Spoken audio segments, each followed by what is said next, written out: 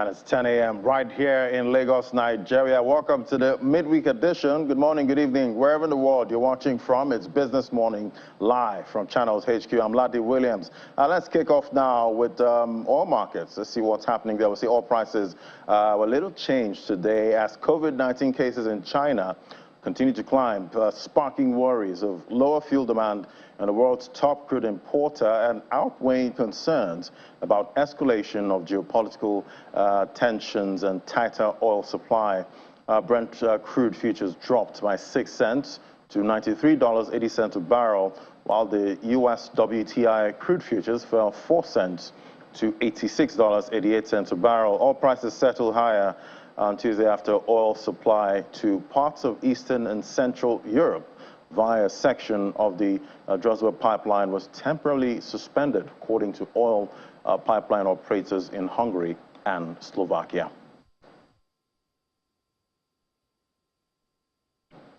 And the Securities and Exchange Commission is set to launch a revised version of the 10-year Capital Market Masterplan that's coming around November 24th.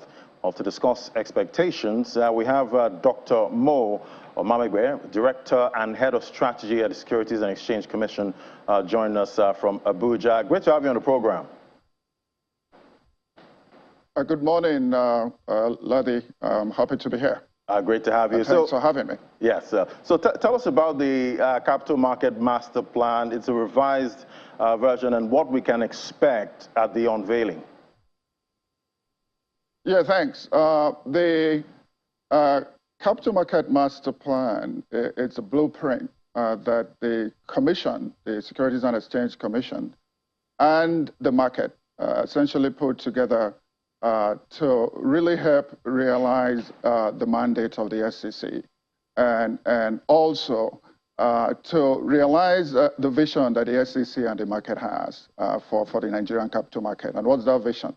I think the vision is to be Africa's most modern, efficient, and internationally competitive market that will catalyze the country's economic and economic growth and development. So the original master plan was rolled out in 2015 with a lot of initiatives to try to realize the strategic intent of this vision. And embedded in that plan, it's a provision that midway at some point during the course of implementation, that we go back and take a look to kind of like make sure that we're really on the right track and also that the assumptions that were made also stay valid. So we have done a media review and again, working with the market and all stakeholders to align essentially the assumptions of the original master plan with current realities, to look at initiatives that were not envisaged at that time. So fintech, for instance, distributed ledger technology was really not a big thing back then, and take advantage of that and also better prepare for black swan events like we saw with COVID-19.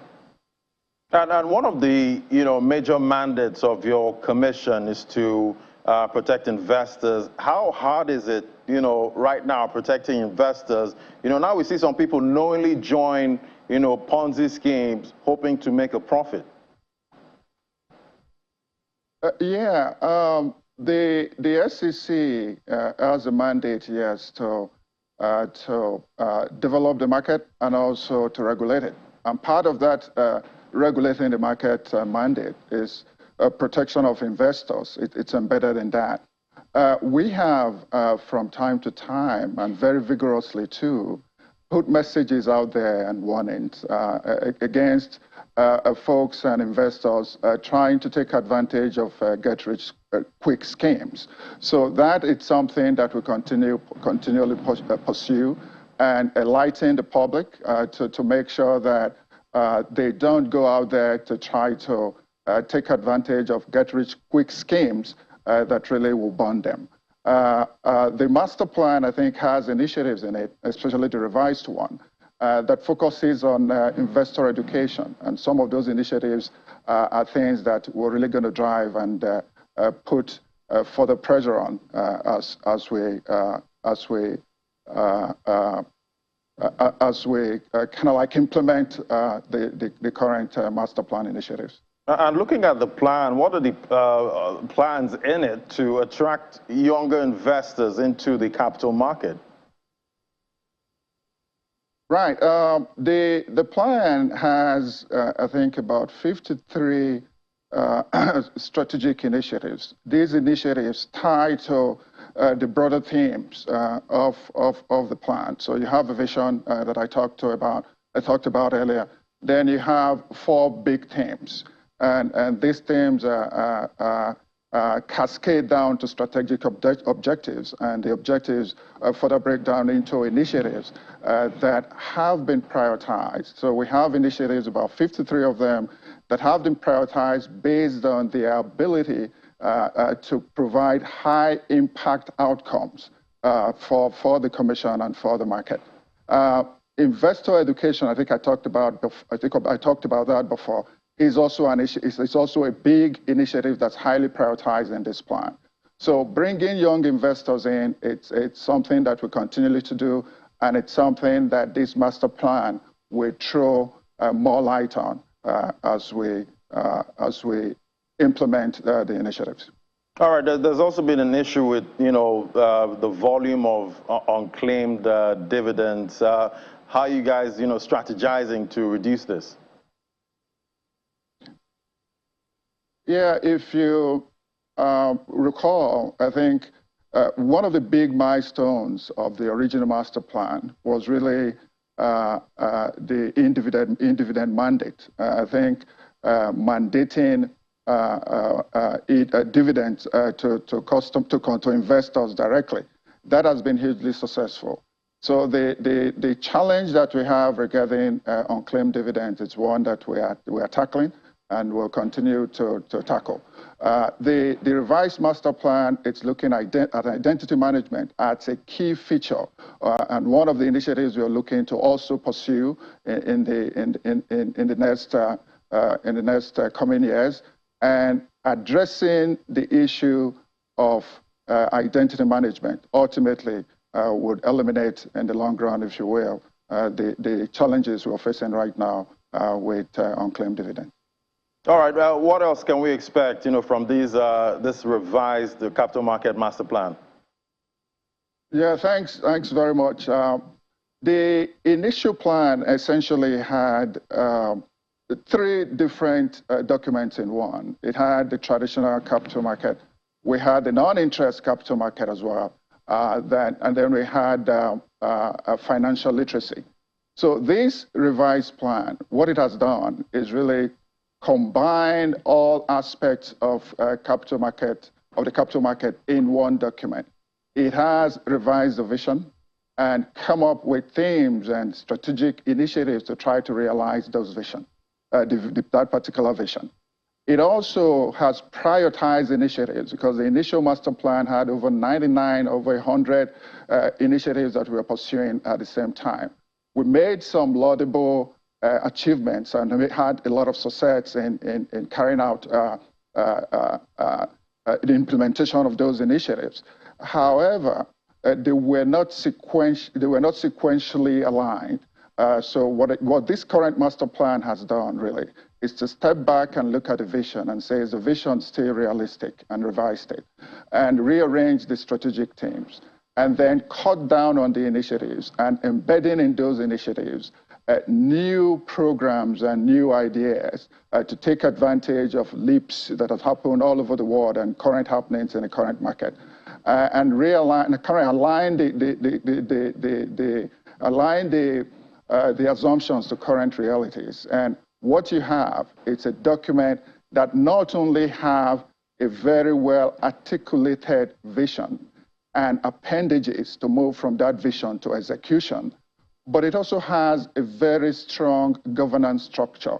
So this current master plan has ownership from the top. The Ministry of Finance, Budget and National Planning, the Honorable Minister, is actually the sponsor of this revised plan. And you have CAMIC, which is the Capital Market Master Plan Implementation Council, as also an arm of governance and implementation.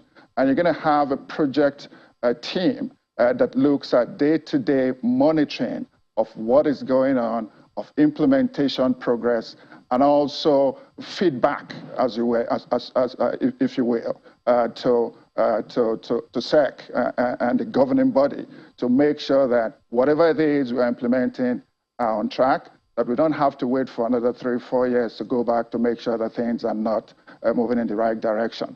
But I want to reiterate, though, that what we are going to expect, it's a very well coordinated execution strategy that carries the market and all stakeholders along, and has a reporting and governance to track execution. And we have KPIs as well to make sure that what it is we've set out to do are things that we're actually doing, and fully try to realize the potential of this market, because really one of the fundamental pillars of any economy is the capital market. I think this master plan is designed and revised in such a manner for us to take advantage of the huge potential that this market has to not only grow our economy, but also to help in national development. All right, we'll keep tracking it. Countdown, to the unveiling of the revised capital market master plan. Thank you so much, Dr. Mo Omamegwe, Director and Head of Strategy. Before you go quickly, thanks. Before you go quick. All right. Yeah, before you go quickly, I wanted to also mention that the revised master plan will be launched in Lagos. The SEC and the entire capital market community will be launching it in Lagos at the Lagos Continental Hotel on Thursday, November 24th. Thank you very much, Ladi. All right, thank you so much. We'll be looking forward to it. Thank you. Welcome. All right, we'll take a break now. When we come back, it's that time of the year again, Black Friday sales, and we're going to be gauging consumer demand in a time of rising inflation and squeezed incomes. That's our next conversation. Do stay with us. This is Business Morning.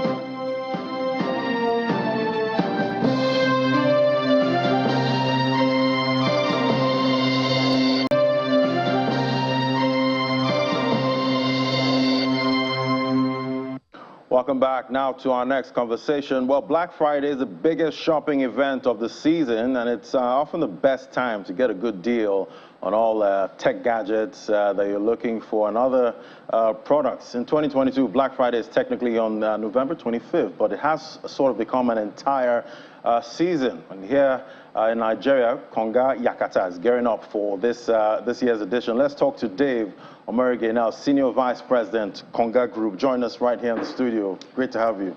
Thank you so much. It's good to have you too. Yeah, so you guys are one of the top e-commerce platforms, right now. You've managed to, stay ahead, at this time. What is that differentiating, factor, for your brand? I do think that it's largely a factor of the management that we have in place. Our management is laser focused on driving sustainability, right? From the word go, we wanted to deliver convenience to our customers, and we wanted to do so in such a way that we're able to retain and return value to our shareholders, right? So along the line, we realized that the most sustainable way to do it was to deploy some more verticals, right? As of today, Konga is not just known for e-commerce. We have a payment platform, we have a logistics platform, we have a travel platform, we have something called Konga Health, we have something called Konga Food. So these are the different verticals that we've had to spin up to see how we can drive that sustainability as a business. So if you look at us, we also realize that e-commerce is quite new, and what we wanted to do was to reach out to all of our esteemed buyers, the people who reach out to us. They want to use our product, they want to use our services. So we deployed, Pan Nigeria, we've got over 30 stores that ensure that those people who do not find it convenient reaching us on the iOS, Android, and the web portal, they're able to reach us on this physical brick and mortar arrangement. Yeah. Well, thank you. So we're expecting the Konga Yakata, and I could imagine that, these are quite interesting times, with consumer incomes, being squeezed. We're seeing inflation, rising globally. What can we expect from Konga Yakata in this season? It's a season that we normally would prepare for, right? It marks the climax of our revenue calendar, right? So for the fiscal year, we normally would plan for November sales, typically themed the Black Friday Yakata, right? So the expectation from our esteemed customers on the platform would be discounts, mouth-watering discounts. For most of the time, people think that this thing is a gimmick, but if you spend some time on the site, there are a lot of people who would largely come to the site, and what they do is to buy and go figure out how to resell. So resellers, in a lot of cases, are usually on the platform. People who have saved for the period of time for this season, they normally would go on the portal and take advantage of it. So discounts over 85% is what you would always see. Well, that sounds good, yes, 85%. Yes. But how long is it going to run for? We have it spanning from the 11th of November to the 12th of December. Okay. Already. Yeah, so what we've also tried to do this year is to see how we can also leverage the other business verticals. So it is not just Konga.com. We have offerings from our different business verticals. Sorry about that. Yeah, no problem. It's fine. So, okay. Yeah, that's it. All right. So, not about the duration. How can, what can shoppers actually look forward to, during this, shopping event? So we cover the whole range of categories, right? So we've got deals across the phones and tablets category, the laptop computing category, health and beauty category. Recently just signed a major deal with L'Oreal. L'Oreal is headquartered in France. They're the largest cosmetic business in the world. And the whole idea is to see how we can continue to bring value to our customers. All right, quite interesting. And, discounts is one thing, but how are you balancing, giving out these discounts and giving out quality products? So what we try to do is we've got direct relationships with manufacturers, OEMs, right? Even though we are a marketplace, we still have some products that we've done good investment in, right? So what we try to do, we have a mix of it. We have a mix of products that we have and products that are largely driven by vendors on the platform. So we have processes that ensure that the products that you have on the platform, they're quality products. And also we continue to engage more manufacturers alongside products that we see that customers have a lot of affinity for, and we use those products as showcases, hero products to drive revenues. Yeah. All right. So how can interested customers actually take advantage, this this edition, this big one they're expecting? So you would always be able to reach Konga on the web portal Konga.com. You could also access Konga on your iOS app, the Play Store, and the Android store also.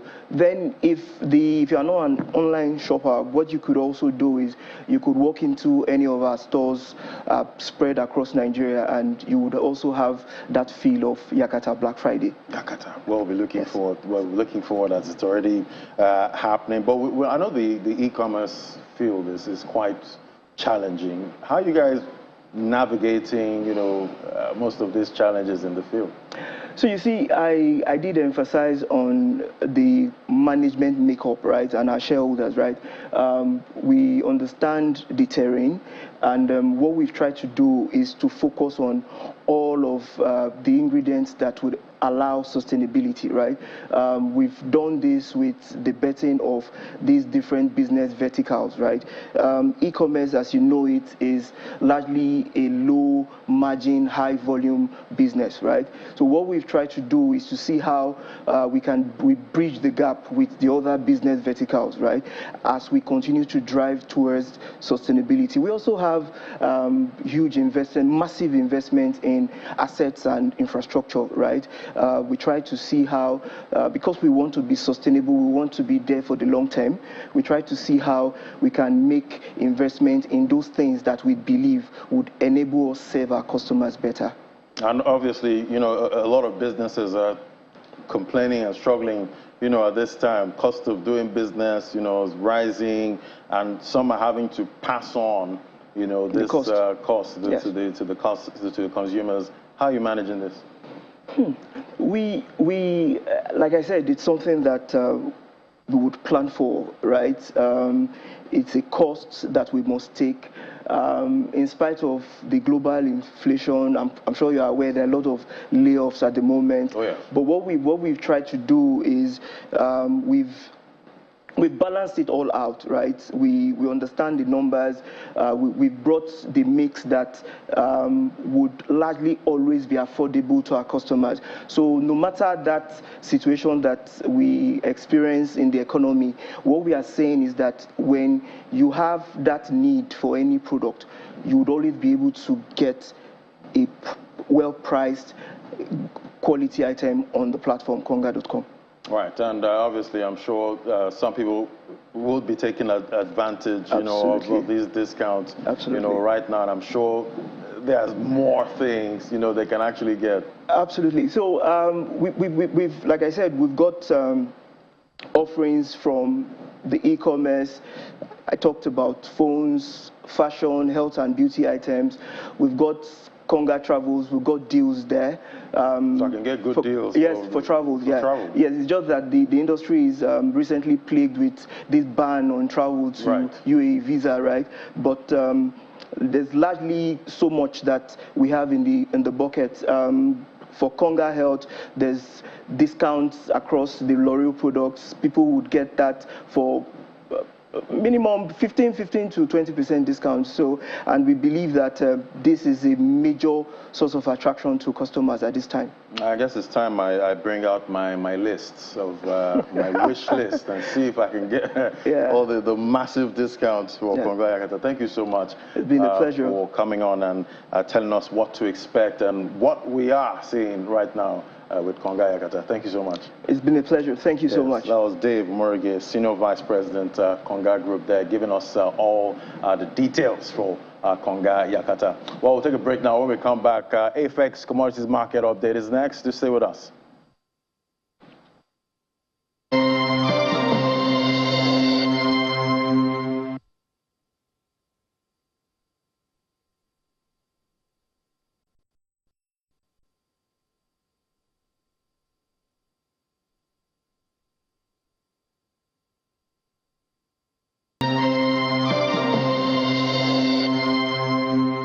And now time for the AFEX Commodities Market Update for the week ended 14th of November 2022. We see the AFEX Commodity Market Summary was mostly green, but for more, let's have David Komadu, Strategy and Corporate Finance Analyst at AFEX, to give us the details. Great to have you on the program.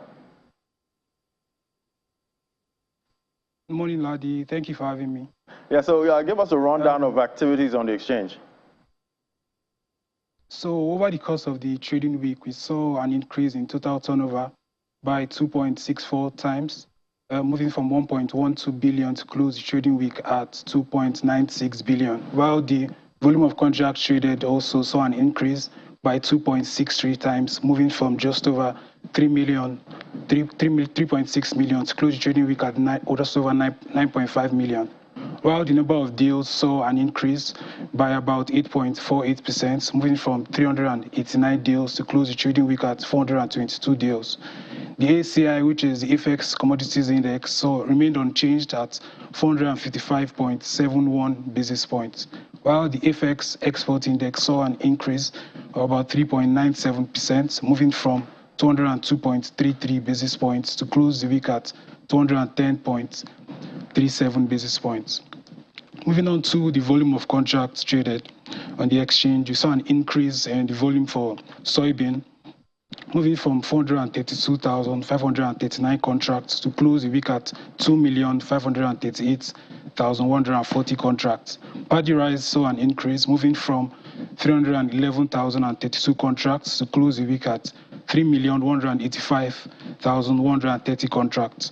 Sorghum saw an increase also by 4,002 contracts to close the week at 611,006 contracts, while cashew saw an increase, moving from 295 contracts to close the week at 590,118 contracts.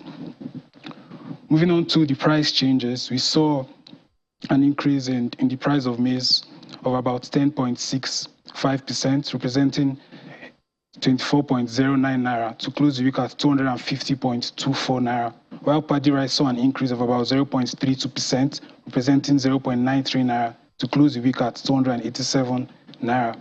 Clean sorghum saw an increase of about 0.63%, representing 1.82 naira to close the week at 289.87 naira. While soybean, on the other hand, saw a decline of about 7.37%, representing 28 naira to close the trading week at 352 naira.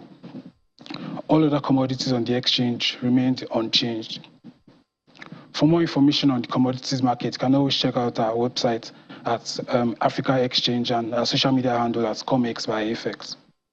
All right, see, soybean got hammered there, quite a big move down. But thank you so much. That was David Komadu, Strategy and Corporate Finance Analyst at AFEX. Thank you. Thank you for having me. Thank you. All right, let's take the conversation forward now. We see it's been an inhibiting factors that impede the success of every planting season. In this 2022-2023 AFEX wet season crop production report, some of them were listed and their implications were explicitly discussed. Let's talk more about this now with Yusuf Ogunbi, Head Sales and Sales Operation AFEX Fairtrade Limited. Great to have you on the program. Long time. Hi, Ladi. Good morning. Nice to be here again. Yeah, great to see you. So, according to the report, the agricultural production volumes will be lower than farmers' expectations this season. I guess this is expected. Yeah. As we've said over and over again, starting from the early part of the year, we saw the effect of the Russia-Ukraine war affect the price of fertilizer, and then that meant that farmers that used to buy probably 6 bags of fertilizers before will probably have to buy 4 in this case now, or probably 3 in worst case scenarios.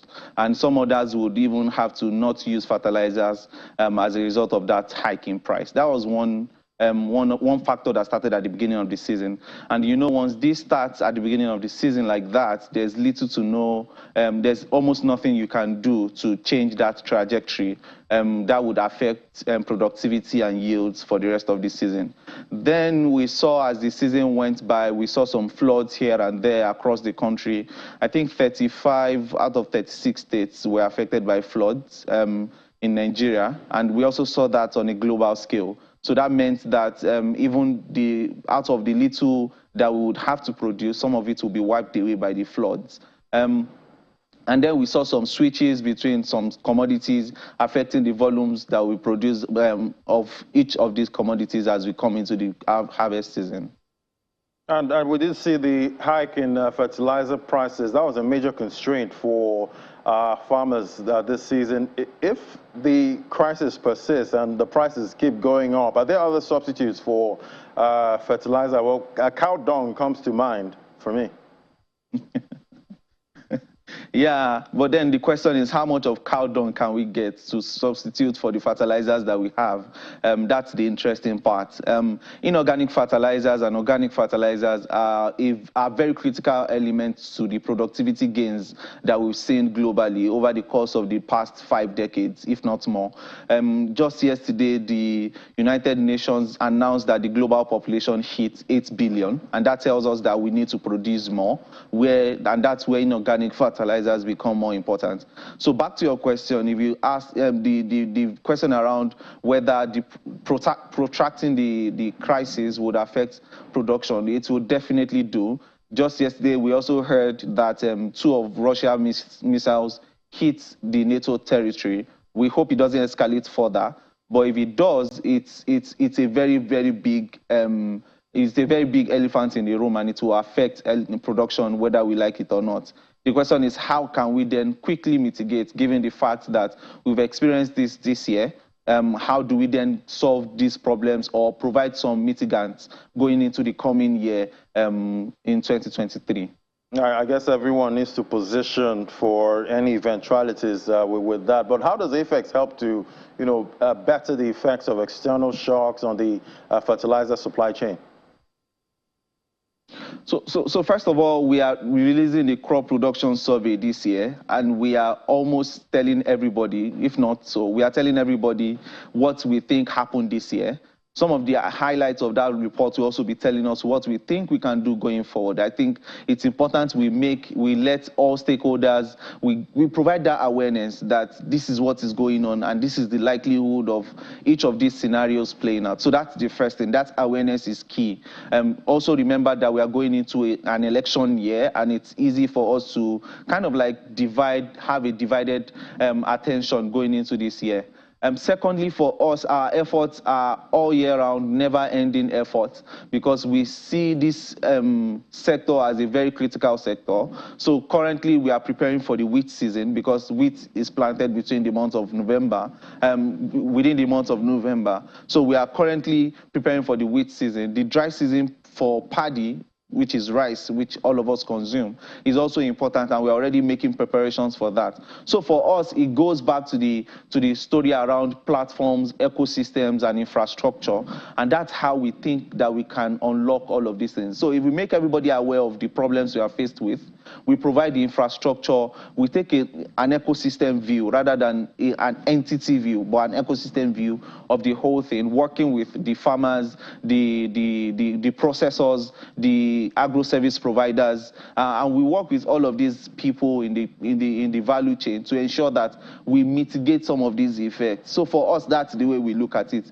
from an ecosystem standpoint. So it's all year round, never-ending effort, and we are almost always on the field trying to get this work done. Okay, but what are the possible sustainable ways to make the next, planting season better than the last? Yeah, and it's a lot of outreach awareness, to be honest, right? The last planting season was faced with a lot of challenges, which were kind of like not expected. Nobody anticipated, or let me say, we in Nigeria didn't anticipate that Russia will invade Ukraine, even though it's been there for a while. But then it wasn't something we would put into the mix of our own scenarios from the get-go. But now that we have some of these things playing around, you now know that you have those long-tail events coming into bear, going into the season. We then know that there's a lot of outreach to be done. There's a lot of awareness to be provided to people. There's a lot of campaign to be done around some of these effects, and that's the first thing. The second one is then looking at how Nigeria can then be sustainable in terms of some of these inputs that we need, whether you're looking at it for the fertilizer angle, and you're looking at it from the crop protection chemicals angle, you're looking at it from the seeds angle. And I must say there's been a lot of progress, right? We just need to deepen these efforts. We need to double down on them and ensure that we get them done quickly and to mitigate some of the problems that we foresee. So it's outreach, awareness. Outreach means talking to the farmers, as we've said before. Awareness to all stakeholders to ensure that we are all aware of the problems we face. And lastly, getting the job done across all value chains to ensure that, to a large extent, we are self-sufficient for some of these items that we consume. All right. Well, I guess we all have a lot to do there. Thank you so much, Yusuf Ogumbi, Head Sales Operation, AFEX Fair Trade Limited. Thank you for coming on the program. Thank you very much, Ladi. All right. We'll take a moment now.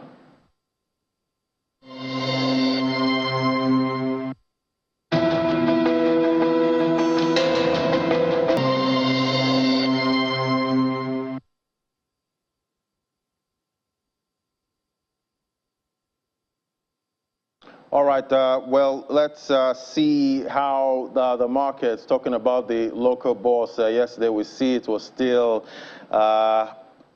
another bearish run again, another bearish close in the market.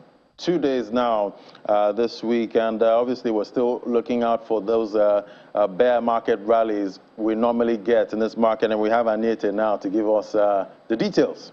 Anita, welcome. Good morning, Laddie. Morning. Yeah. My Another crystal ball, one. yeah, I guess you can say that my crystal ball was very sharp and clear in terms of what it had, the fortune telling for the market. Looks like it's not dusty at all. Exactly, and it's not fine. just it's not just the equities market. It's also for the fixed income market. We had more of the bears in dominance, as well as the unlisted securities market. So I will be giving you more details on all those markets, but starting with the fixed income market. Okay. So, and like I said, we start first with the fixed income markets, trading at the FMDQ exchange, FMDQ OTC exchange. For the bonds market, it was more of a bearish activity there. We saw, yes, it had a very mixed tilt, but at the end of the day, it ended to the side of the bears. The average yield there expanded by 1 basis point to 14.4%. Now, but when you take a look at the board for the bond market, the 18th of April 2037 paper, it had 18 deals, while the 27th of April paper 2029 had 6 deals. Cumulative, what we had there was 46 deals valued at 28.63%. Now, across the benchmark curve of the bond market, average yield increased by 3 basis points at the short end, and at the mid end, it settled at 6 basis points, following profit taking on the February 2028 and April 2029 bonds, respectively. But on the other side, the average yield contracted by 2 basis points at the long end. That's because investors demanded for the March 2050 bond instrument paper. Crossing over to the Treasury bills market, it traded quietly. There was not much of activity there, and this is coming the morning after the Nigerian Bureau of Statistics released the October inflation report, which shows that inflation had risen to 21.09%. Now, average yield wasn't changed for the Treasury bills market. It was at 10.6%. Moving over to the OMO market, it was just also a similar picture. Average yield there, it was quiet, it was flat at 10.2%, while the central bank special bill, well, that one was also unchanged at the close of Tuesday's trading session. For the money market, the overnight lending rate expanded by 67 basis points to 16.5%, and that's due to the absence of any significant inflow into the market. Now, to give us more insight into Tuesday's trading session, at the close of Tuesday's trading session, and then what to expect for Wednesday, let's talk to Juliana Ogunkoya, who's an investment analyst at Maritime Securities Limited. Thank you for joining us, Juliana. Hi, good morning. Thanks for having me, Anita. So yes, like you mentioned, last week, the markets, not last week, rather yesterday, the bond market was largely bearish. This was mainly due to selling interest on the mid-end of the curve. However, for the 2050, that's the April 2050 instrument, we saw more of buying interest on this end of the curve. This was, we can attribute this to the fact that investors that could not take position at the primary market auction came into the secondary market to take position. However, for the Treasury bills, it remained constant at 10.6%. And however, just like the trajectory that played out in the bond market, we also saw increased buying interest on the 360 days instrument, while for the short end of the curve, we saw more of selling interest. And so broadly, the fixed income market was mainly dominated with more of a demand-driven activity other than increased offer in the market. Okay, Juliana, today it's midweek, and then at the same time, the month has been split into two halves. Or the first half is gone. Now we're looking at the second half of November. Now, as we speak, how are the fixed income market instruments performing, and what are investors reacting to following the release of the October inflation reports? All right, so yesterday, the NBS released the October inflation report, which showed that the inflation increased to 21.09% from 20.77% in September. I mean, this was highly expected considering the fact that the nation is currently witnessing a very, very terrible flooding event in the several states in Nigeria, which has affected major farming activities across those regions. And also, I mean, this affected post-harvest losses and also logistic challenges affecting supply of some of those commodities. Also, I mean, looking at what is playing out in the global market, where commodities prices have maintained the upward trend, it's, I mean, very much expected that inflation in Nigeria would also continually maintain this upward trend in the near term. So, I mean, investors are looking at all of these things playing out and also pricing in this rising inflation into the rates at the several auctions that's played out in the last few weeks. For example, at the bond auction earlier this week, we saw increase in rates across the three instruments. However, for Treasury bill, there was a decrease in the 364-day instruments due to increased subscription from investors.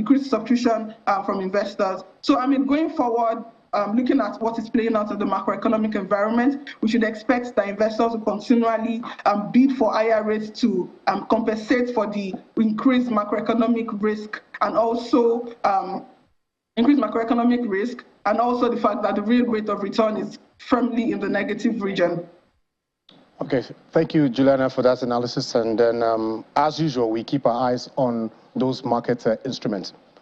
Now, that was Juliana Ogunkoya, investment analyst at Maritime Securities. Now, let's move over to the equities market. Unfortunately, we can't display anything on the board, so I'd rather go through it the manual way. Now, the bearish sentiment, which started the week, has continued. It continued into the second trading day within the third week of November. So now, okay, I think we have the, do we have the numbers there? Okay, so we do. Okay, so we have that number. Now, the NGX recorded 5.38 billion naira loss in value, and at the same time, the all-share index is slipped marginally by 0.2%, or what you might call just about some more than 5 basis points at the close of Tuesday's trading session. This was attributed largely to losses on the share price of Lafarge WAPCO, which fell by just about 9%. And then at the same time, we had 13 losers in contrast to 14 gainers. So the gains there were able to sort of mitigate the losses by mostly the insurance counter as well as the industrial goods counter, which caused the markets to be in the negative territory. So at the same time, the market's performance, in terms of year-to-date, it has gone to about 2.6%, while it still remains at 0.1% for month-to-date. Taking a look at the activity chart was broadly negative. We had the volume of trades which declined by 44.70%. Value was lower by 53.20%, while the deals was also lower at 8.45%. FBNH was the most traded stock by volume. It contributed about 11%, or about 11.39 million units, while Boa Foods was the most traded stock by value with 18.67% contribution. Right. So, Ladi, that's it for the equities market. We'll give you more information. Yeah. But of course, all right, we keep our eyes on the market. All eyes on the next close today. I know we normally get that, weekly, bearish midweek jump in the market. Exactly. Even though it's a jump, it's still, a bearish market. Thank you so much, Anita. Pleasure. All right, now, so let's look at other markets now. We'll see the fear greed index for the crypto space that we see. It's extreme fear still in that market. Obviously, that is expected, seeing all that's happening right now in the crypto space. We see Bitcoin there still struggling to stay above that 16K level. But let's bring in Olumide Additional now to bring us up to speed of what's happening. Hello, Olumide. Hello, Ladi. Good morning. Morning, Thanks for having me. Morning, Olumide. Great to have you again. So it looks like, Bitcoin investors are becoming wary of crypto exchanges, following, FTX's collapse. How is it looking? Are they really pulling out most of their funds from the exchanges? Yeah, Ladi, chain analysis tells you that your narrative is actually true. If you look at data of the past couple of days, over $3 billion worth of Bitcoin have been kept offline because of the systemic contagion that FTX has brought to the market. You know, what is really surprising a lot of market technicians, that despite the fact that we've seen moderation in the US dollar, we are still seeing that the appetite for crypto assets has diminished significantly. And that's partly because institutional investors are pretty much bonds and waiting for regulation for more clarity. But you know, one of the exciting things you need to look at the crypto market is that it's self-healing itself. It requires no bailout fund. It has some form of transparency, and that was why, because a lot of data analytics brought in so much into context, and we expect that in the long term, the crypto market would really adjust to be among its peers in the financial market. But right now, it's not looking good, Ladi, and it's very unlikely that Bitcoin would surpass the $20,000 resistance level this month. And looking at the market right now, what do you think the institutional investors are doing? You know, right now, we obviously have some kind of direction for what retail is doing, but what are the institutional investors doing? Yeah, right now, institutional investors are really trying to lick up their wounds, like I rightly said, trying to avoid the contagion, and that's why you can see that some of them really pulled away their funds in different assets. But having said that, you also need to understand that we also have some significant number. Like if you look at Katie Wood, one of the most powerful women in the hedge fund industry, she really invested in the Bitcoin fund because she thought that it's trading at a discount. Recall that Bitcoin has lost about 70% of its value year to date, and pretty much a lot of people still believe that that asset still has strong fundamentals. So while we see select few picking on the assets, most institutional investors are pretty much waiting on the Security Exchange Commission, particularly from the United States, to clarify the stance about crypto assets, because they want to keep investors' money exposed. Right. All about protecting investors right now. Thank you so much, Olumide Additional, financial market analyst. Thank you. All right, let's have a look at the markets. We see the market cap there, $850 billion. So up by 1.20%, but we're still seeing pressure, you know, in this market right now. We see the volume traded down 23.82%, and we see Bitcoin dominance 38.23%. Talking about Bitcoin dominance this morning. Let's look at the price of Bitcoin there. We see it's struggling there, $16,837. It's up by 0.76%, but at this hour, we're seeing it trending, you know, downward. Volume $35.79 billion. We look at Ethereum. See, Ethereum is about $1,200 there. Still a lot of pressure, but still holding, you know, that $1,000 level. Talking about Ethereum. All right, that's it for the markets. We'll keep tracking and see how all the contagion plays out in that market. Thank you so much for watching. That's a wrap on the program. Don't forget to join us at 1:30 on Business Incorporated for more updates and developments in the world of business. Remember, you can watch this again on our YouTube channel. Just flip over to YouTube, search for Channels Television. Flip over to videos. You can watch this again and other of our productions. Thank you for watching. I'm Ladi Williams. Bye for now.